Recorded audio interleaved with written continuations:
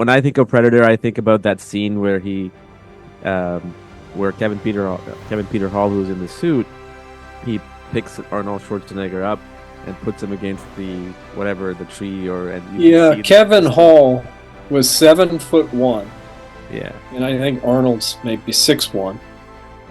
But you really have him. He's a foot taller, but with that big head and the suit and the body. And Kevin, such a gentle soul, what a great man. But he was an awesome performer. He knew how to, really work that suit. I'm sure you probably know this, but at the very end of the movie in the helicopter, when they're taking off, Kevin Hall plays one of the helicopter pilots in there as himself. I did not know that. That I did not So know. if you go back and you look, you can see, and that's Kevin. And I guess you wouldn't really know that unless you just know that.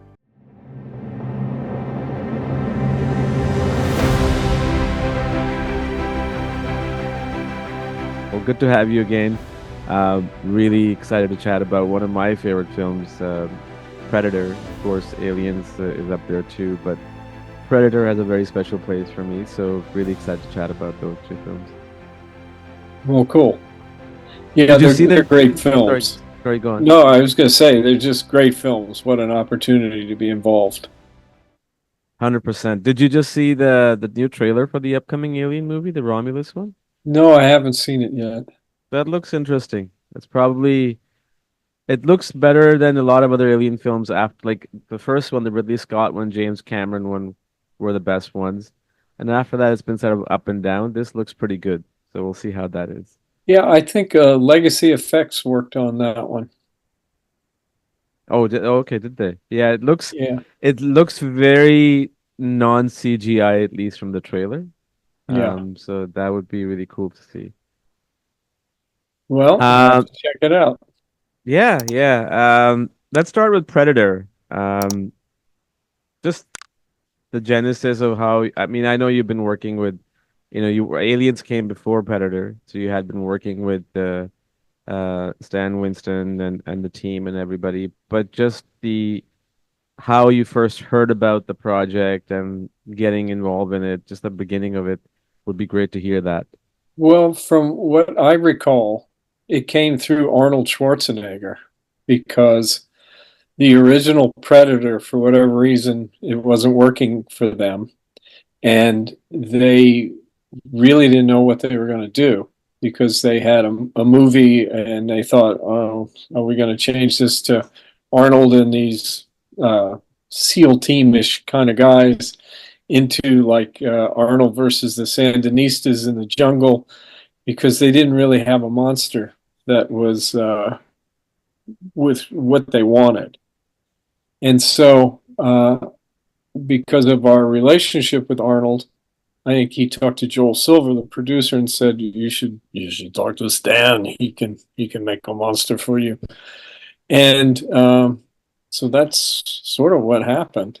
And they called, and they were sort of done filming, and they needed a monster. And there were some concepts that were drawn that came over, but the way it really started to happen was that Stan was on a plane going to Japan, sitting next to James Cameron, and Stan was sketching some designs for the Predator.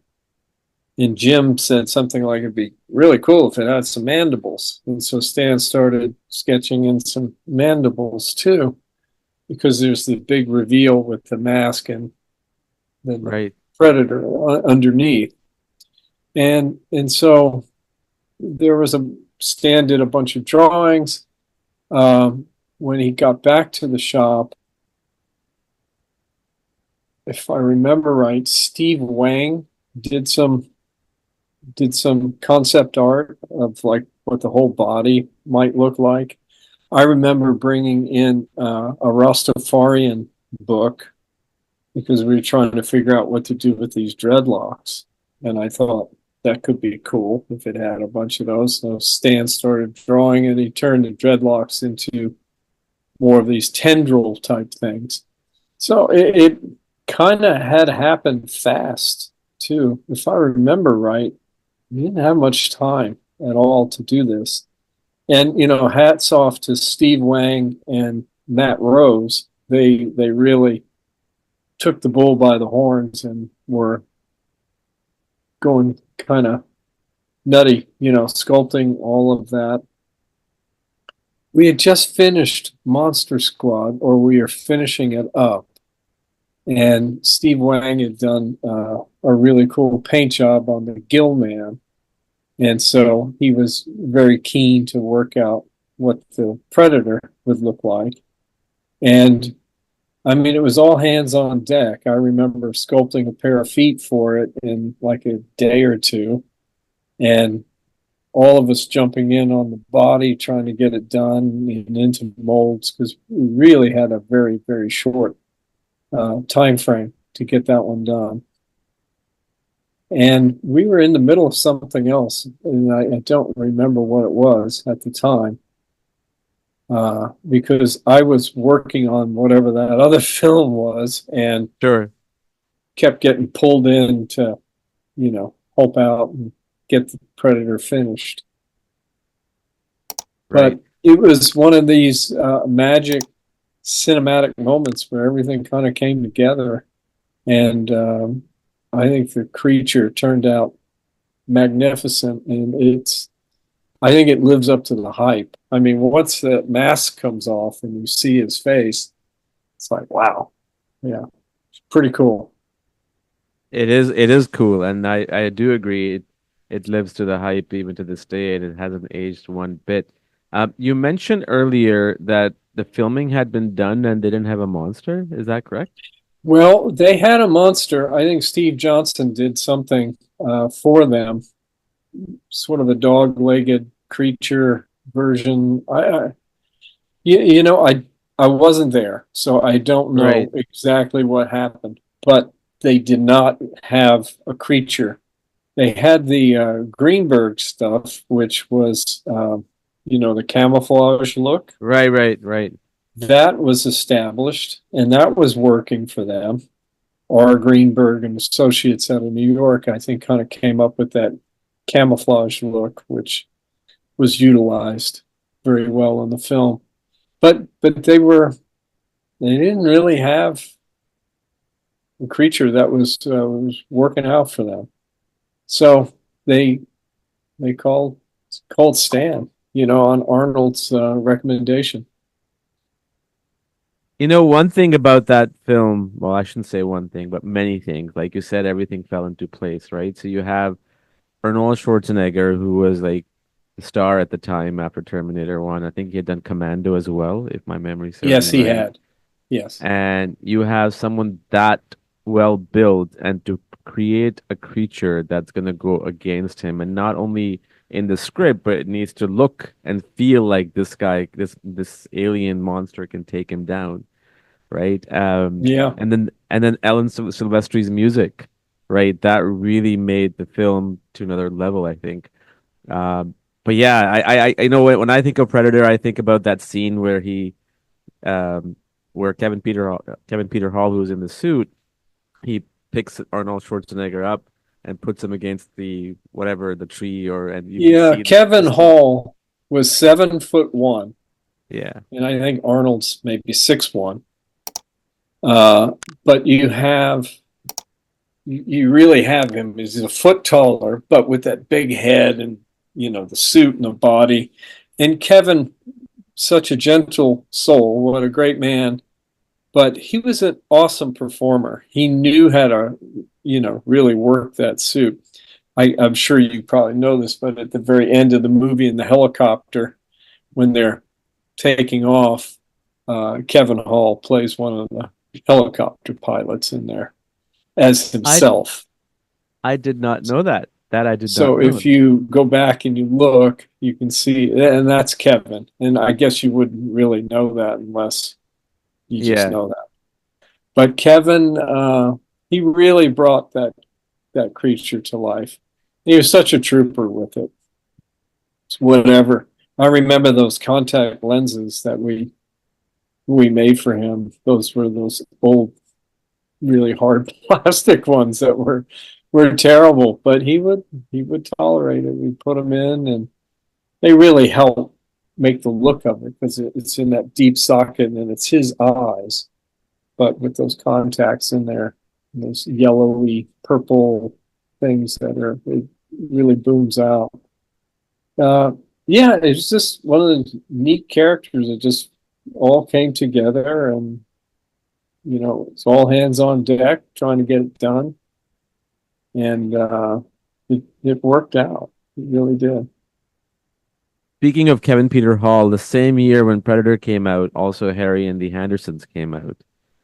I spoke to the director of that last year, and what a transformation from a monster who's trying to kill versus a Bigfoot who's like friendly with the family. To be in those two different setups and to deliver that, you really require a ridiculous amount of talent, and he definitely Yeah, had it. you have to be a good actor. Yeah, You have to embrace that role, and you have to really sell it. I mean, you've got this hunting predator from another galaxy, and then you've got, like you say, the friendly Bigfoot. But that speaks to Kevin's talent. yeah. Really does. What was your contribution in Predator? Well, mine was working on the body a little bit, here and there, different parts, getting it finished in feet, and helping get the contacts made. I mean, like I was saying, I was on another project at the time, Right, right. so I was jumping in and out of that one. And then it went off to Mexico. I did not go down with Shane and Steve Wang and Matt Rose and those guys that went down. One of the guys in our shop, Brian Simpson, who later became a stuntman, we built a smaller suit for him. I think he was like 6'2". And so there was a smaller Predator suit that was made that he wore. And then there was the one that's featured the most with Kevin in it. Mm. I heard all the stories of those guys down on set. I mean, they were down in Palenque, Mexico. And so they were really in the jungle shooting this. And for the scene where it comes up out of the water, they Yeah, had to really get that foam rubber suit soaked. I mean, like absorbed all of the water, took it on so that it could sink down underneath. And, once again, a testament to Kevin, putting up with and doing all these things in that suit. And it made me really want to be a suit performer, watching him bring it to life. And I saw his diligence and how hard he worked, and how rewarding I felt like it was. And so that inspired me to want to do that. that's awesome. What was just as a viewer, what I mean, there's so many incredible scenes in that film. What stands out, or one or two scenes that stand out the most for you? Well, I think for me, I mean, the whole thing is great. I mean, I really like that scene with the character Billy Bear. He's has a sense that this thing is coming, and Yeah, he's going to stay there, and he's going to fight it, and he can't see it. I think I think all of that helps build the mystique in the story. I mean, because let's face it, these things, that movie would have been terrible if it didn't have a really cool story. I mean, it had the potential to be terrible. Let's put it that way. right. And but it's all building to that reveal when he takes that mask off, and the way they set up the clever things, and then Arnold starts putting the mud on himself so that his heat signature can't show. I mean, it's well thought out, and I think it really engages you as an audience, and it sets it up. These bunch of badass guys are getting taken out by this unseen alien. But the fact that they're such tough guys and Yeah. these things are happening to them, it just builds up and makes the predator that much more formidable. And I think there was an old thing I remember hearing. It's like, as an actor, you might not be in a film that much, but if everyone's talking about you and the dialogue is such that you're in it, even though you're not in it, it builds up your character. And I think that's what happened with the Predator. You had these tough guys getting picked off one by one. So you go, uh-oh, this thing is formidable.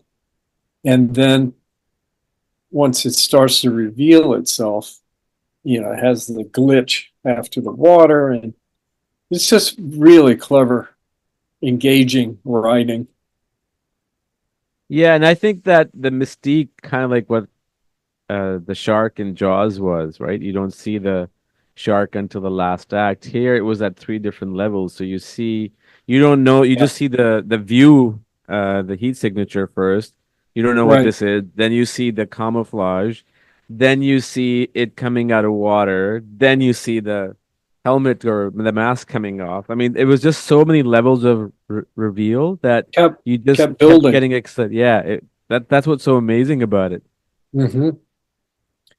And I don't know, honestly, I don't know if it was written that way or if it evolved, out of mother of necessity, the Yeah, old Casablanca thing where they're writing the pages before they're doing it. I right. think this movie was done and they were trying to, craft it together and figure out how to do it.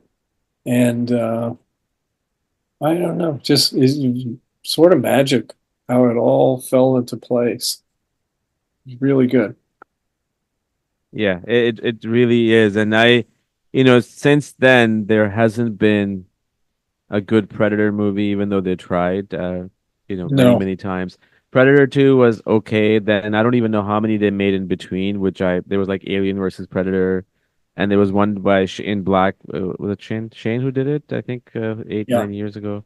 That was absolutely bad, and I didn't like it. But Prey was pretty good, which was like a prequel to Predator. I worked on Predator 2 and had a big role in that. And we Oh, still had Kevin Peter Hall involved. So, I mean, there was a lot of things that was good about that one, I there thought. were. Yeah. There were. The creature itself was played with utmost respect. And, they tried to set it in an urban setting and whatever. It's a sequel, so it's trying to parlay everything that the first one was cool into the second one and continue on the series. The second one was really cool. In the things that I liked about it was because it came out in early 90s and it was like 97 Los Angeles is like in total chaos, right? And I think with that idea, um, and then there were a lot of cool scenes in it, especially that scene where there was this guy, this African American guy who's in the alleyway at night and he's ready to Yeah, fight, and then you see his head, you know, yeah, being taken away. Um, right. I just felt I I think the think we real did that one in 1990. was it 1990? Okay, okay, Yeah, I'm pretty yeah, sure because we did it before Terminator 2 and we did it before Jurassic Park. right, And right. we were on the Fox lot shooting most of that movie. But yeah, I remember it was like a Jamaican warlord, It was a gang, Jamaican guy. drug Yes, dealer. yes, Yeah, yeah, yeah. yeah, and he gets his head taken off, and then we the skin bodies, and I mean, it's an interesting take on it. It is. I liked it for what it was, and I think the thing that probably didn't work for a lot of people, maybe me, it's not the film's fault. It's just that that reveal part wasn't there. Like, people already knew, what to Exactly. expect. I think Right. that was the thing that went against it, if anything. Yeah, I mean, the first one was unique. Yeah, And the second one was, continuation of that. But the first one was just this magical combination it was. of it all falling into place. And if you weren't paying that close attention and see the spaceship coming in the very beginning, you kind of lose track of Mm. the fact that there might even be an alien there, because it really does sort of turn into Arnold versus the Sandinistas in the jungle for a while. Yeah, yeah, that's true. One thing I loved about Predator 2 that always sticks with me, it was the ending when one of the predators give Danny Glover the gun and Yes, it says 1713. It just I still remember that says like, to like this suggest has that been going on forever. yeah. Yeah, I like that stuff too in the spaceship, where we all got to do some creative things and put it in his hunting lodge, kind of collecting the skulls and bones and things. One of the guys did an alien skeleton. And, yeah, I mean, it was right around the same time that the Dark Horse comics were coming out, so we were trying to incorporate some of that Ah, into okay. the feel in the movie. But that was scripted about the pistol that he gets. Yeah, Yeah, that was really neat. I really liked. And your role in Predator 2 was similar to in Predator 1? more so. I mean, I was sculpting and involved from day one, painting. I mean, I was extremely involved in number two, because that was the show that we were doing in the shop at that time. I think we had just finished, or we were finishing up uh, Edward Scissorhands.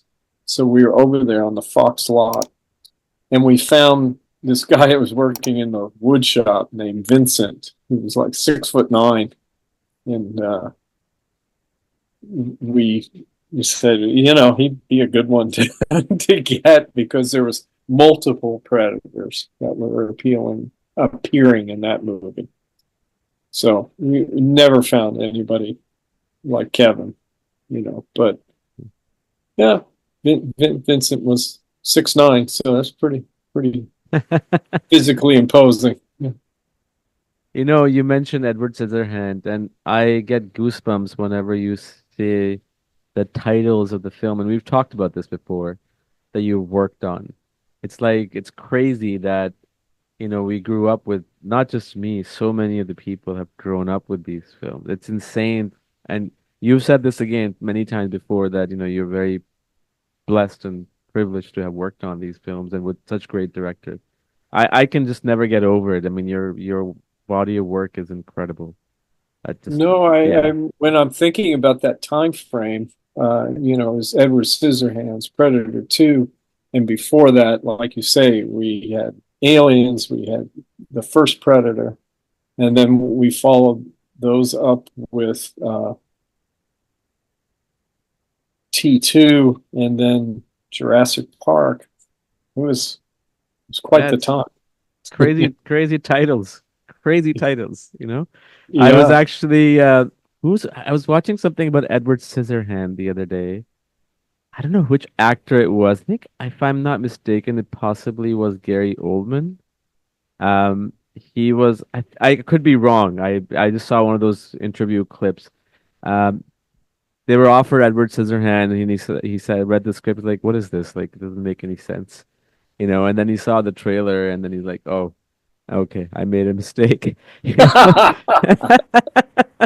I think it was Gary Oldman, but I could be very, very wrong. It was some big actor who Right. said that. But Gary Oldman was pretty You young at know, the time. there's just times when you whiff. It is. Sometimes you see it, sometimes you don't. I remember telling Stan after reading Men in Black, I didn't get that one, and then after you see it, it's like, oh, I didn't get the tone of it. Didn't read the same way, at least to me, that it came across. But that's where the director's vision. Vision. We had met Tim, and so when we read Edward Scissorhands, we sort of knew where that was going. And I'd seen Pee Wee's Big Adventure, so I knew it was interesting sort of take, and it would be very sort of abstract and dark and Frankenweenie-ish, and all these things. And Yeah. so I did know what we were getting into with Edward Scissorhands, and I liked it because it was something really different. It was very, very interesting. But then, all his films are interesting. I really liked working on Big Fish with him. I thought Oh, that was kind one of of an my favorite unsung, films. unsung Tim Burton movie there. It's probably one of his best pieces of work, and I have to rewatch it because it's been a long time. And I remember when it came out, I absolutely loved it. I think my favorite of his is, which I'm not sure if he worked on, is with Ed Wood, with Johnny I Depp. did not. I did not Yeah, work on yeah, Edward, but that is yeah. great. Yeah, It was a great film. It was a great film. yeah, Um, we're talking about Predator, and I'm going to jump onto Aliens, but through Predator because now there's this whole universe they try to create, Alien versus Predator. And yeah. I have never seen any one of them, and I have no desire to watch any one of them in any way either. But did you work on those just out of curiosity? No, I worked on Aliens. That was it, and then I worked on Predator 1 and Predator 2, Oh, so and you're the I never original. worked on any of the ones that followed it. I remember going to see, uh, I don't know what its title was, Aliens 3.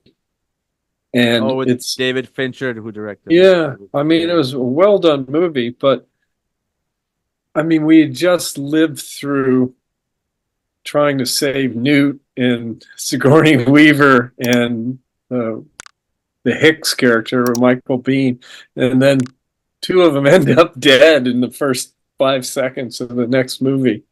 And it kind of lost me at that point, because I worked really hard on Aliens, and we were there. We shot that movie over at Pinewood. I think we were there 7 or 8 months, and so it was living and breathing that movie. And then for me to see those characters that were so important gone in like the first 5 minutes of the movie, I, that's just me. But Yeah, yeah, yeah. I get it. I get it it. was a good movie. But for me, it was like, really? No. Yeah. I was reading about Alien 3. I mean, I don't know again, do you read these things? You don't know how much truth there is to it. That it was David Fincher's, I think one of his early works, like before Seven and everything. And Yeah. there was a lot of studio mingling, which kind of made it the way it turned out to be, at least from what I read. Uh, but those things, I mean, the same thing happened with James Cameron, but look at Aliens, right? Like, I mean, almost Mm-hmm. everybody revolted against him. Like I was watching that movies that made us doc episode, Yeah. Yeah. right? And just were you there physically on the set when those things happened? I was. I was there. We were there How? for months on end. For me, my two biggest takeaways from Alien and Aliens is the first movie to me is a haunted house movie. You've got a creature and they're creeping around in the dark. And then Aliens is a war movie, but I they agree. stay, both of them stay true to the uh, mythology, or I don't know if that's the right word, but um, the life cycle and the whole alien creation, where it comes out of the egg and then ingests itself and then it bursts out and then turns into these other creatures. Uh, I think James Cameron stuck closely to all of that, but he did his thing with it. Let's make it bigger, let's make it crazier.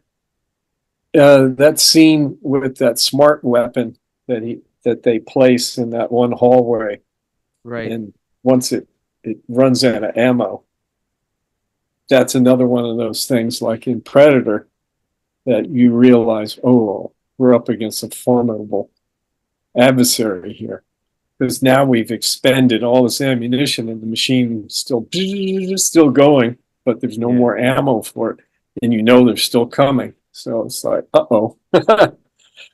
But it's those great pieces of writing that really sell these movies and make them what they are. Different, I don't know why it just came to me, but different footnote I have from working on Aliens was I didn't know who Paul Reiser was at the time. And he plays Carter Burke in the movie. And for the longest time on set, I would see this guy in the sweater standing there. He was really interested in everything that was going on. And in my head, I was so busy with everything that we were doing. But in my head, I thought, what's this guy from a Fox executive or something? What's he doing here? And then later, we finally had a scene where we're going to kill Carter Burke with the alien. And it's like, oh my God, that's Carter Burke. But it took me a while to put it together. Because you know, you're just there, you're working hard and you're living through this movie, and I just remember long days. We built everything at Pinewood. We take it back, we clean off those suits, we go start over again. It seemed like, I don't know, 14 plus hours a day, you know, immersed into the world of Aliens. That's so cool. Lots of fun stories, lots of creative things. Yeah, I remember the whole thing between Jim and the first AD, and I liked them all. I got along with all of them, you know, but you could see those two just didn't get along. But I liked them all. You know, we had to, as Americans, sort of work our way into that whole British film culture. And when we started out, we really had to prove ourselves to them, because as far as they were concerned, they had done Alien, and who is this guy James Cameron, and you know, why is he doing Aliens? It should be. That's the feeling I got, whether it was true or not. But beginning, it felt a little bit like us against them. But then it changed, you know, somewhere along the way. We felt like we were part of that community, and they accepted us. So it went well. But it was exciting for us to hear, you know, going back to when I first heard about it. We had just got done with the screening of the first Terminator, and James Cameron gathered us all together afterwards. Stan, of course, but it was Tom Woodruff, Shane, and myself, and Richard Landon, and said, you know, how would you feel about going over to London and work on Aliens? And for me, I was over the moon, because that's the reason I got in this business, was Alien. Was when I saw that movie, I thought, well, this is fantastic. This is amazing. Because I had grown up loving monsters, but most monster movies were B movies or lower. Yeah. And you knew that when you were watching them, even as a kid. I mean, maybe as a little kid you didn't. But as you got to be older, you realized that these aren't considered the top films. But I still loved them. But when I saw Alien, I felt like, oh, now we've got first-class acting. It almost feels like a documentary. It's so real.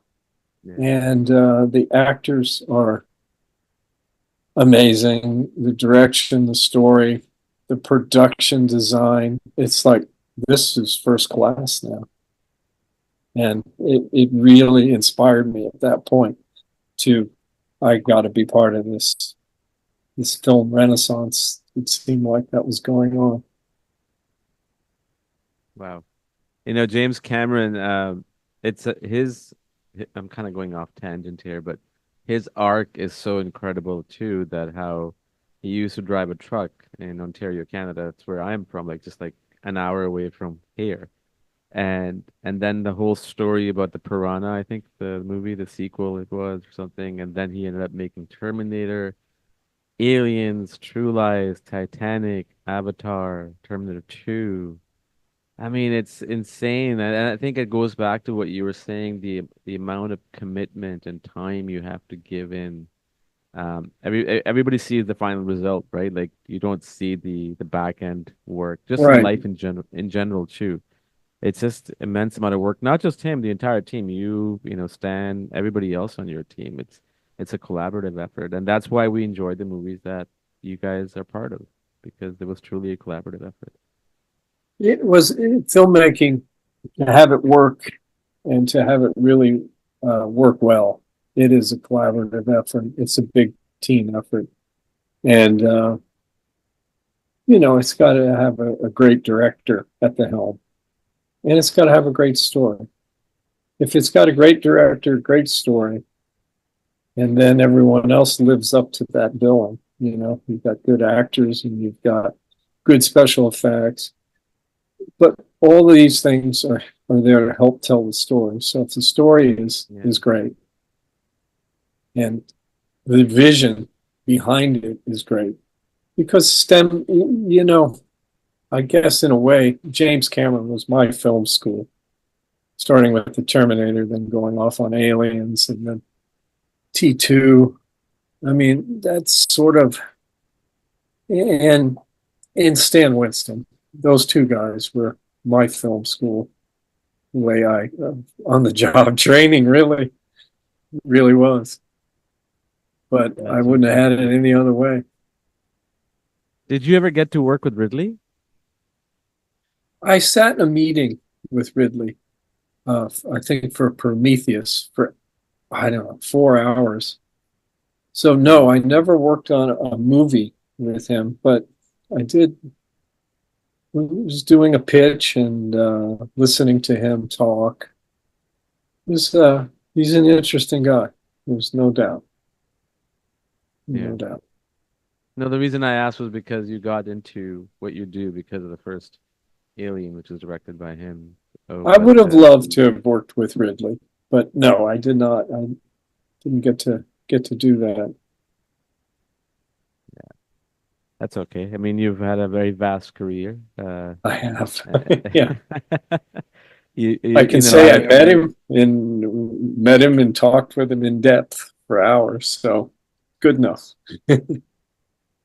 I mean, again, it's it's so weird for me to say this, but when I think about the films that you worked on, you should have like a wall in your play at your place with all the posters in small sizes of all the films that you worked on, just to kind of remind yourself that how incredible your life has been. I mean, I'm sure you do anyways, but just from a career That would standpoint. be an interesting way of doing it, even if they were little, you Yeah, know. like Yeah. magnetic sizes on the Yeah. fridge. But that's really cool. I really enjoy talking to you, and thank you so much for your valuable time. Anything else you want to add? Oh, I mean, you could talk for hours on these things and tell the stories and everything, but I think that the overall takeaway is I was really blessed to be involved with two. They're very different projects, but they're so iconic, both Predator and Aliens, that yeah, this was really neat to be a part of. I mean, Aliens, I literally was living that one because we were there at the studio all the time. It was fun. It was a lot of fun. You know, as young man, single guy at the time, living in London. Actually, outside of London, we were in Windsor. We rented Right. an old house up on a place called St. Leonard's Hill, and because the exchange rate was great at the time. That's why they went there. So the dollar versus the pound was really good. I don't know. It's just fun times. Very blessed when I think back on all this stuff. Amazing. Well, thank you so much. I really appreciate your time. Um, I, I'll probably send you out another email in the next 4 or 5 months to see if you'll be up for another chat, another film, if you have Sure. a preference. Yeah. What would you like to talk about if we do that? Oh gosh, anything, whatever you want to talk about, because it jogs my memory and makes me think about these things. It's all fun. So, whatever you and the fans want to talk about, I'm game. Awesome. Thank you so much. All right. Thank you so much. Thank you. Take care. Thanks. Bye bye.